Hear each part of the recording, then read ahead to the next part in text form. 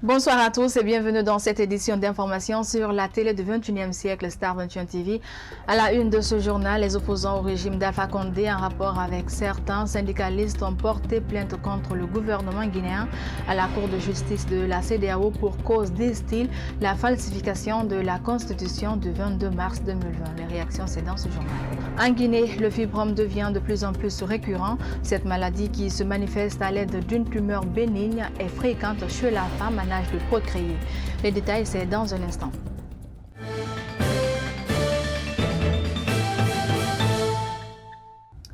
Encore une fois, bonsoir à tous et bienvenue dans cette édition d'information. Les opposants au régime d'Alpha Condé en rapport avec certains syndicalistes ont porté plainte contre le gouvernement guinéen dans un rapport adressé à la Cour de justice de la CEDEAO sur la falsification de la Constitution du 22 mars 2020. Les plaignants indiquent que la Guinée manque actuellement une loi fondamentale. Sayon Camara pour plus de détails.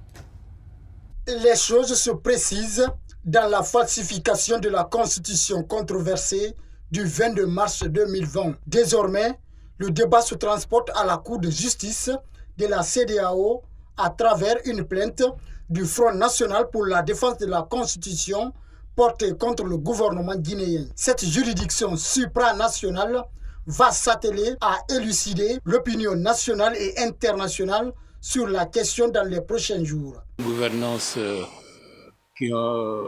qui ont été ratifiés par l'État guinéen, ces protocoles et la charte qui a de constitution de la CEDEAO, y compris la charte de l'Union africaine concernant la gouvernance, la démocratie et les élections, la Guinée est en violation flagrante avec l'ensemble de ces dispositions. Pour la raison suivante, la violation des dispositions d'intangibilité de la Constitution de 2010, ça c'est le premier acte. Et le deuxième acte, c'est la promulgation d'un texte qui n'a jamais fait l'objet d'une présentation au peuple de Guinée sous quelque forme que ce soit. Quelques jours après la publication de la nouvelle Constitution, Maître Pépé Antoine Lama a révélé quelques anomalies que comporte la Constitution du 22 mars 2020. Un fait inédit dans le monde qui nécessite une jurisprudence soutenue de la part des hommes en robe. Que la demande juridique soit prise en compte. Cela ne veut pas dire que nous allons nous appuyer simplement sur ces plaintes et sur ces organisations internationales pour faire prospérer le combat démocratique et pour l'alternance démocratique que le peuple de Guinée cherche depuis très longtemps. Mais il faut marcher sur ces deux jambes. L'une des jambes, c'est le peuple de Guinée. L'autre jambe, c'est l'international à travers les organisations de la communauté internationale. Il ne faudrait pas que le pas que le peuple de Guinée doit faire soit un pas hésitant ou un pas qui traîne les pieds. Non, il faut que ce soit un pas ferme, un pas déterminé, parce que nous avons en charge la sauvegarde de l'intérêt national, la sécurité de notre pays et de nos populations et la stabilité aussi bien de la Guinée et de la sous-région. Une chose est sûre, les partis politiques plaignants dans ce dossier ne pourront en aucun cas participer à l'élection présidentielle du 18 octobre 2020, indique Baouri. La même Cour de justice de la CEDEAO avait débouté l'opposition guinéenne au mois de mars 2020 sur le dossier de l'annulation de la date du 22 mars pour la tenue du double scrutin.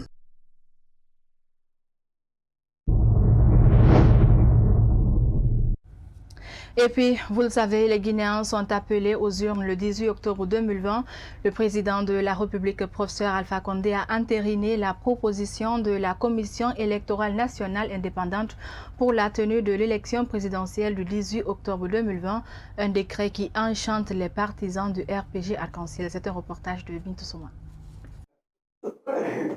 La date du 18 octobre 2020 pour la tenue du premier tour de l'élection présidentielle réjouit les partisans de la mouvance présidentielle. Au sein du RPG Arc-en-Ciel et ses partis alliés, cette décision résulte de la volonté du président de la République de respecter l'agenda électoral nécessaire pour la stabilité démocratique. Bien entendu, au niveau du RPG Arc-en-Ciel, nous accueillons cela avec beaucoup de satisfaction parce que, comme je l'ai dit tantôt, nous sommes dans une maturité démocratique qui suppose quand même que nous ayons l'intelligence de concourir au respect électoral. Et donc, sincèrement, nous ne sommes pas surpris parce que nous travaillons justement à respecter cet agenda.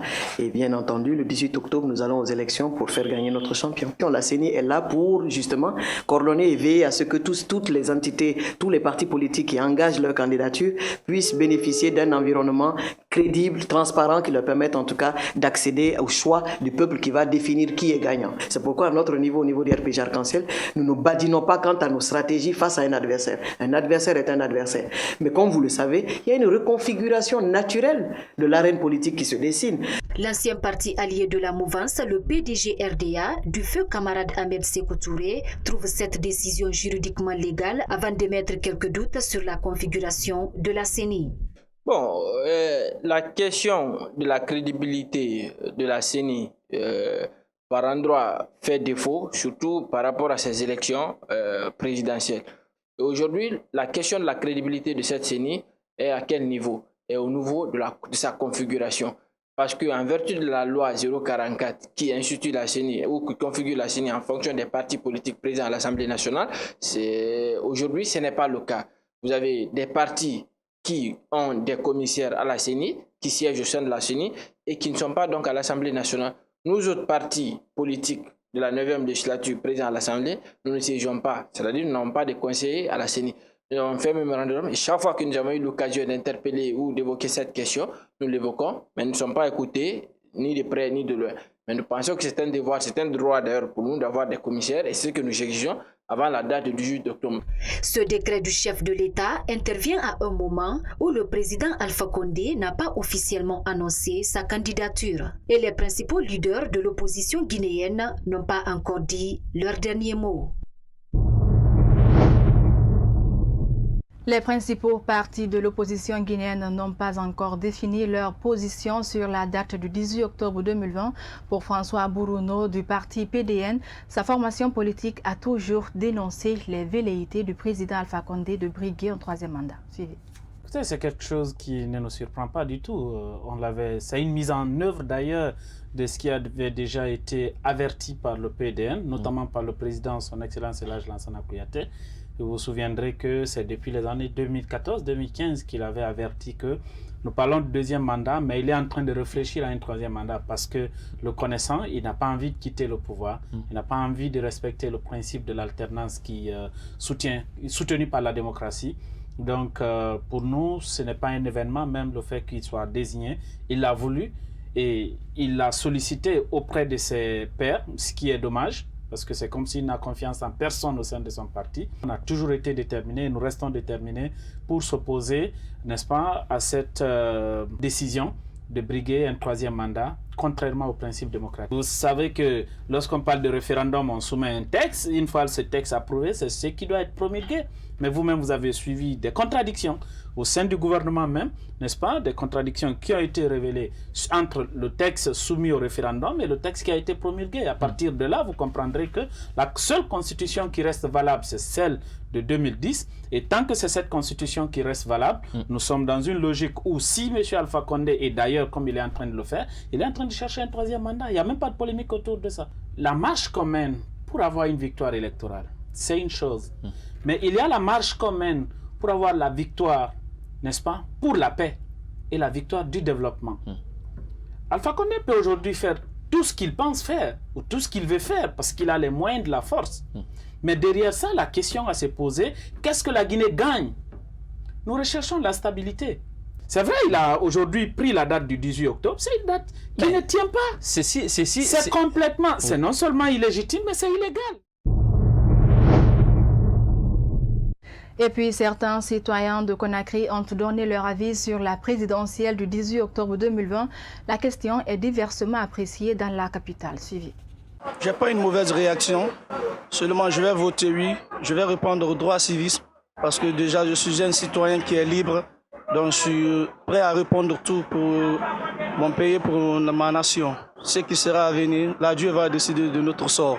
Mais je vais voter oui. Moi, mon avis, c'est de dire aux Guinéens de se donner la main, de laisser tout en arrière, prendre la Guinée en avance, parce qu'avant tout, c'est la Guinée. Si la Guinée n'existait pas, on n'allait pas se retrouver ici. Donc, personne n'a demandé Dieu de se retrouver.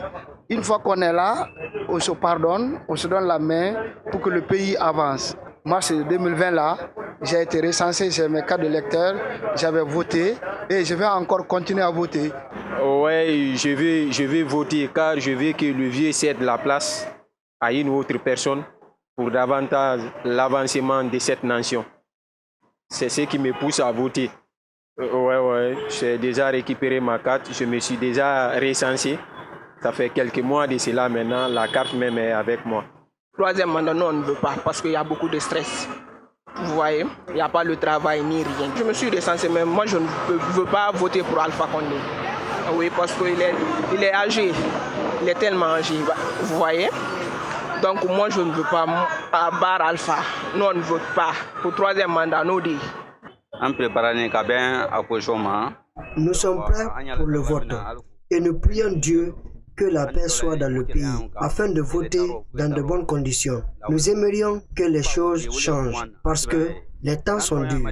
Je conseillerais à mes amis de voter pour un bien commun, puisque les positions sont opposées et seul le vote peut trancher. Le vote, c'est un droit civique. On va aller voter, parce que tout un bon citoyen doit voter quand même. Quelle qu'en soit ton appartenance politique. Je me suis recensé et on attend maintenant le jour J pour aller voter encore.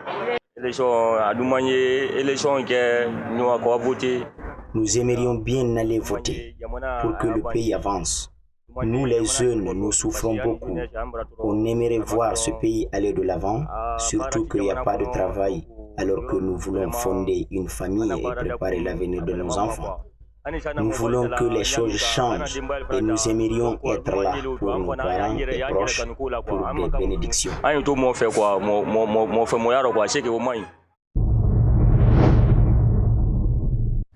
Justice, on en parle dans ce journal. Oumar Silla Fonike-Mangue a comparu pour une énième fois au tribunal de première instance de Dixine ce jeudi 13 août 2020. Après une longue phase de plaidoirie et de réquisition, le président du tribunal a décidé de renvoyer l'audience pour le 20 août 2020. Au sortir de la salle, l'avocat de défense s'est prêté aux questions des journalistes. Suivez. La journée d'aujourd'hui a été une victoire pour la défense. Pourquoi je le dis? Aujourd'hui, nous avons eu l'occasion d'écouter le CD incriminé. Dans le CD, il a été relevé que notre client n'a tenu aucun propos de nature à divulguer de fausses nouvelles ou d'inciter à la violence ou de provoquer des situations de trouble. C'est pour cette raison que je dis que c'est une victoire pour la défense parce que le dossier est en train d'être vidé de son contenu. Le dossier est en train de perdre tout le poids et le tribunal aurait pu saisir cette occasion courageuse de remettre purement et simplement en liberté notre client. Néanmoins, malgré nos arguments, malgré le fait que le dossier est en train de perdre le poids et toute sa force, malheureusement, notre client est maintenu en prison et l'affaire est renvoyée au vent. Vous voulez dire que vous êtes déçu de la décision du juge? Oui, d'une part, mais d'autre part, nous sommes réconfortés parce qu'une procédure judiciaire, ce n'est pas une course de vitesse, mais c'est une course de fond. Jusque-là, nous continuons à croire au tribunal, nous continuons à croire que nous avons en face un juge qui dira le droit. C'est pour cette raison que nous gardons le calme, la sérénité. Nous aimons la façon dont il conduit les débats. Nous avons nos droits qu'il respecte, les droits de notre client, et nous pensons que la finalité sera la joie. Notre client aujourd'hui est détenu illégalement et arbitrairement. Nous continuerons à dénoncer cette détention arbitraire et à demander sa remise en liberté parce qu'il se reproche de rien. Tous les faits poursuivis ont été montés de toutes pièces pour le neutraliser et le maintenir en prison. La défense, effectivement, a transmis une brochure et quelques pièces au tribunal et au parquet pour soutenir évidemment que toutes les déclarations que notre client a eu à faire sur les grandes gueules sont des déclarations qui sont réelles, qui sont véridiques, qui sont vérifiables et qui sont fondées. Et partant de là, il n'y a ni crime ni délit lorsque la personne poursuivie n'a commis aucune infraction à la loi pénale. Donc aujourd'hui, la journée a été une journée satisfaisante. Nous ne nous sentons pas vaincus. Bien au contraire, nous remarquons que nous avons en face un procureur qui recule, qui a commencé à reculer parce que son dossier est battu sur du sable mouvant. Lorsqu'un procureur demande à ce que le dossier soit reporté pour qu'il puisse transcrire ou faire la transcription, c'est déjà trop tard. L'oiseau a pris son envol. Économie. Dans ce journal, 51 millions de dollars US détournés au sein de l'ARPT font couler encre et salive dans la cité. Des leaders politiques se sont exprimés sur la question. Selon le président du mouvement Guinée moderne, ce détournement n'est qu'un signe de malgouvernance, de l'impunité et de la corruption qui caractérise le régime de Conakry. Suivez. Aujourd'hui, cette gestion calamiteuse et catastrophique de ce gouvernement, de ce régime Alpha Condé a précipité la Guinée dans vraiment ce malheur dans lequel nous sommes. Encore ce détournement, je me demande comment un citoyen peut bien vivre dans un pays qu'il a détruit lui-même, qu'il a détruit soit par ses actions de corruption, de vol ou de crime. Je n'arrive pas à comprendre. Ces 51 millions de dollars auraient pu aujourd'hui beaucoup servir la Guinée dans sa défense contre cette pandémie qui est là, en ayant investi dans nos infrastructures sanitaires. Parce que vous savez aujourd'hui que nos hôpitaux manquent d'équipement, que si un malade rentre à l'hôpital aujourd'hui et qu'il sorte, c'est par miracle. Nous savons aujourd'hui que nous avons des écoles qui n'ont pas un programme éducatif qui est adéquat. Nous avons des infrastructures routières aujourd'hui qui ne répondent pas aux besoins du développement de la Guinée. Donc pour moi, c'est inconcevable. C'est inconcevable que des Guinéens puissent continuer à vivre dans ce cas. Moi, je suis un adepte de Kant qui dit que si chaque personne, si chaque citoyen, avant de prendre un acte qui n'est pas citoyen, s'il réfléchissait que tout le monde faisait la même chose, nous serons voués à l'échec. Donc, moi, je crois que ça, c'est une opportunité à punir. Et heureusement, c'est une révélation qui vient du procureur, pas de l'opposition pour qu'on dise que c'est une fabrication d'informations, mais nous devons. La question de citoyenneté doit être vraiment discutée en Guinée. Et c'est pour ça qu'il faut que nous nous engagions tous dans la gestion de ce... Même si c'est pour nos enfants seulement, mais il faudrait qu'on s'engage. Et c'est pour ça que nous avions décidé en Guinée moderne de vraiment s'engager avec les citoyens pour qu'on puisse discuter de cela. 51 millions de dollars et dans des appels téléphoniques qui étaient supposés être des ressources additionnelles pour l'État pour pouvoir répondre à certains de ses besoins de développement. Volet éducation, l'enseignement franco-arabe jadis très convoité connaît de nos jours un abandon par plusieurs étudiants qui préfèrent choisir certaines options à l'université en lieu et place de la langue arabe. Et pourtant, cette langue fait partie des langues les mieux parlées dans le monde. Le point, c'est avec Mohamed Salif Diallo. Il n'est un secret pour personne. L'enseignement franco-arabe est relégué au second plan.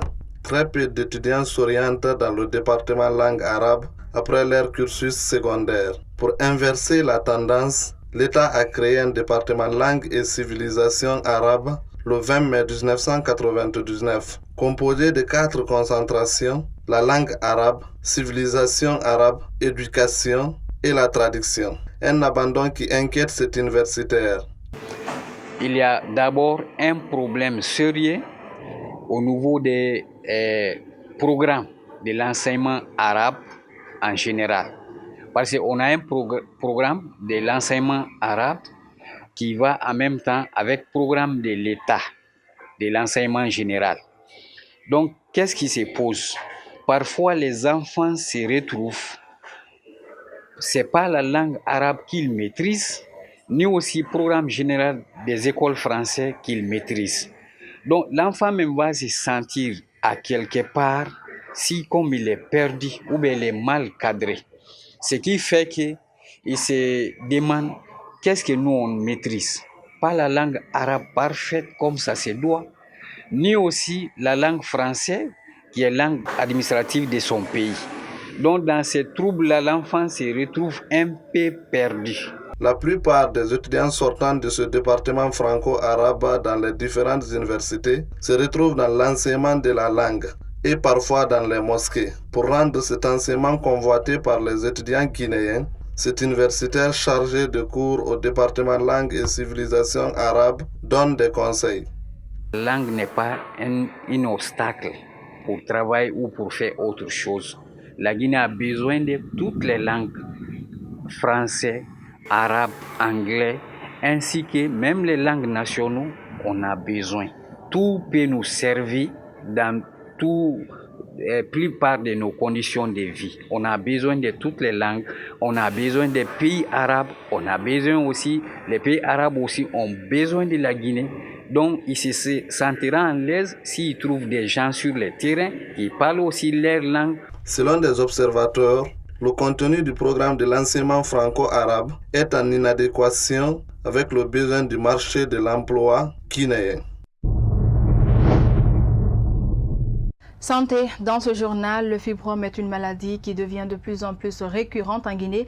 Cette maladie se manifeste à l'aide d'une tumeur bénigne fréquente chez la femme en âge de procréer. Notre rédaction s'est intéressée au sujet. Husseina Tourba et Moustapha Tianier nous en disent plus.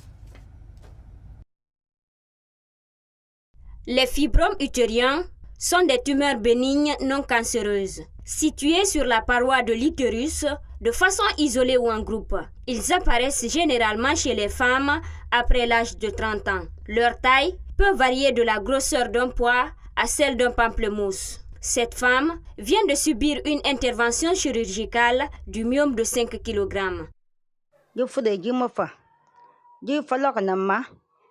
Cette maladie est grave. Quand les menstrues viennent, je saignais durant 1 mois ou plus. Ils me disent que c'est des pertes blanches, d'autres disent que c'est l'hémorroïde. J'ai beaucoup traité ces 2 maladies, mais je n'avais pas de suite.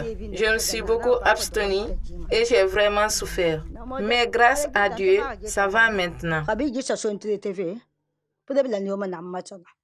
Environ 30% des fibromes utériens entraînent des symptômes, entre autres des saignements menstruels abondants et prolongés, mais aussi des saignements en dehors des menstrues qui varient selon la taille des fibromes, leur type, leur nombre et leur localisation.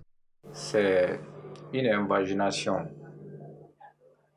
qu'on trouve réellement dans le domaine gynécologique au sein de l'utérus, qui apparaît dont l'étiologie pour le moment est mal connue. Voilà. Une sorte de masse qui se reproduit, qui se multiplie au fur et à mesure que ça dure dans l'utérus, ça augmente le volume de taille. Et finalement, ça risque de prendre tout l'utérus. On a tendance à croire que la femme déjà est enceinte, alors que c'est le myome qui remplit la cavité utérine. L'infertilité, le retard des menstrues chez la femme et bien d'autres anomalies sont en partie provoquées par le fibrome. Ce gynécologue obstétricien donne quelques pistes de solutions pour réduire le risque de contracter la maladie chez les femmes. Si le myome est déjà au niveau de l'utérus intra-utérine, là en ce moment, il faut extraire. Si le volume n'est pas grand, parce qu'on a géré aussi des cas, si le volume n'est pas grand, il peut y avoir fécondation, développement même du fœtus jusqu'à l'accouchement. Mais vu la taille du myome, ça a un risque de fausse couche. Des fois même, ça peut conduire à la stérilité. Une femme doit éviter beaucoup d'infections. Ça, c'est le premier conseil que je peux donner. Ensuite, quand une femme constate les menstrues qui ne viennent pas d'une façon normale, et ça prend beaucoup de temps, ce qu'on appelle polyménorrhée, et là, en ce moment, elle doit se faire consulter.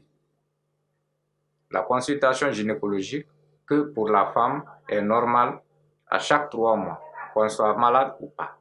Pour l'heure, la cause principale de cette maladie reste méconnue. Elle est plus fréquente chez la femme en âge de procréer. Elle concerne 20 à 50% des femmes au-delà de 35 ans.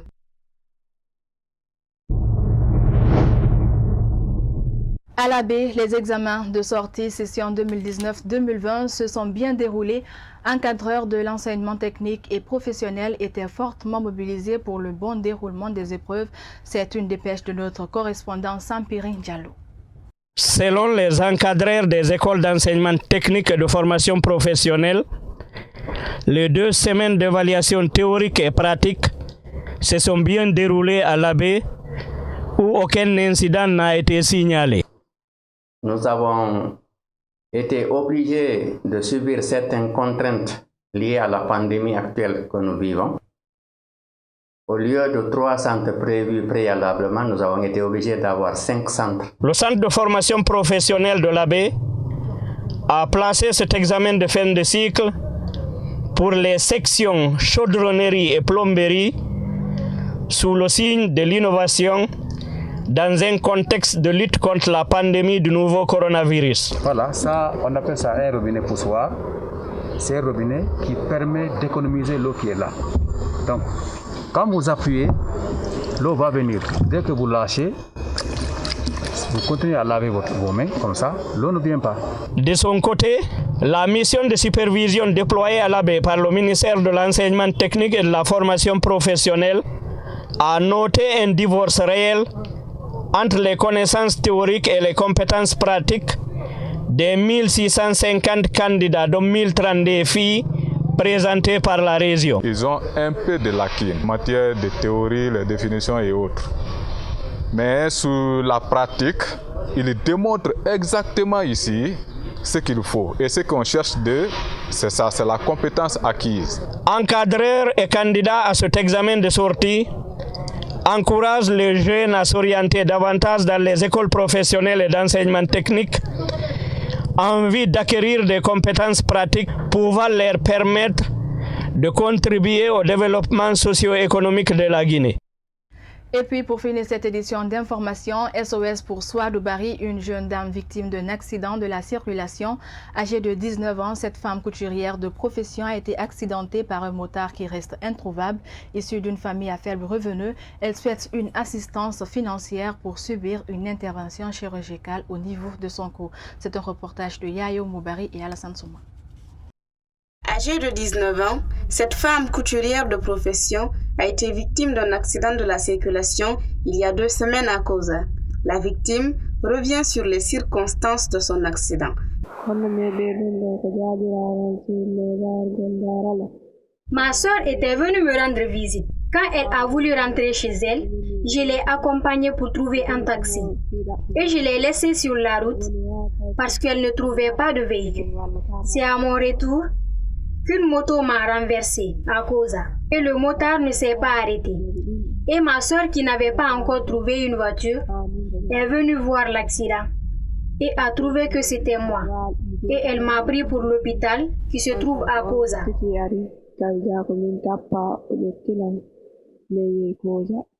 Mamadou Saliou Bari est l'époux de la victime. Depuis l'accident de Koza, il a mené plusieurs démarches entre son domicile, l'hôpital national d'Onka et d'autres cliniques pour que sa femme recouvre sa santé. Des soins qu'il n'arrive pas à payer par faute de moyens. Quand l'accident s'est produit, j'étais à mon lieu de travail. Et de là-bas, je me suis rendu à l'hôpital. On nous a demandé de faire une radio. On a découvert un problème au cou. Ensuite, ils nous ont recommandé d'aller à Donka. Une fois là-bas, ils nous ont demandé de faire un scanner et on a découvert qu'il y a des os déplacés et certaines sont brisées par endroits. Ils nous disent qu'il faut une opération. Les médecins ont prescrit une ordonnance de 14 millions. On ne pouvait pas tenir le coup. On n'a pas les moyens. Et c'est pour ça qu'on est sorti de l'hôpital. Une fois revenu à la maison, on a continué à faire les démarches. Dans certains hôpitaux, on nous dit qu'ils peuvent nous aider à 30 millions. Dans d'autres, à 40 millions. Et dernièrement même, on nous a demandé 10 millions. Mais même ça, on n'a pas pu trouver, pour faute de moyens. On demande alors de l'aide aux bonnes volontés, parce que plus ça dure, plus ça devient compliqué.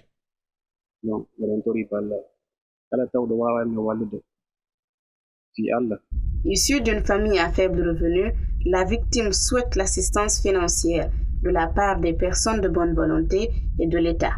Je demande de l'aide aux bonnes volontés à cause de Dieu et son prophète, parce que les moyens nous manquent. Je demande de l'aide. Ces derniers temps, la Guinée enregistre plusieurs cas d'accidents de la circulation qui sont parfois même mortels. Et voilà, mesdames et messieurs, ainsi prend fin cette édition d'information. Merci à tous de nous avoir suivis. Grand était pour moi de vous servir. À très bientôt sur Star 21 TV.